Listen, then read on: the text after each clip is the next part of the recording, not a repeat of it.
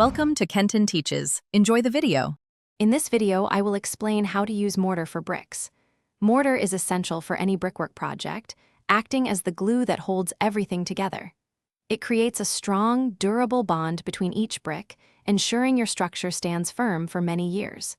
Beyond strength, mortar also seals the gaps, protecting against moisture and drafts. Understanding its role is the first step to successful bricklaying. Now, let's mix your mortar. Always start with a clean container. A standard ratio is 1 part cement, 1 part lime, and 3 to 4 parts sand.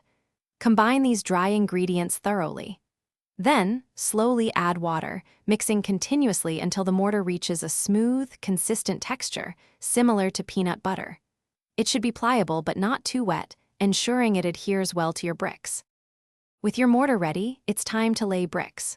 First, lightly dampen your bricks. This prevents them from drawing too much moisture from the mortar. Next, spread a consistent bed of mortar, about 1/2 to 3/4 of an inch thick, using your trowel.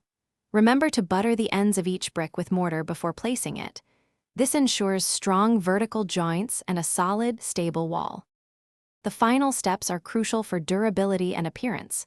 Once the mortar is thumbprint hard, use a jointing tool to create your desired finish, such as a concave or V-shaped joint.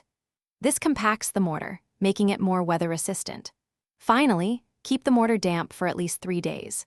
This curing process is vital for achieving maximum strength and preventing cracks, ensuring your brickwork lasts.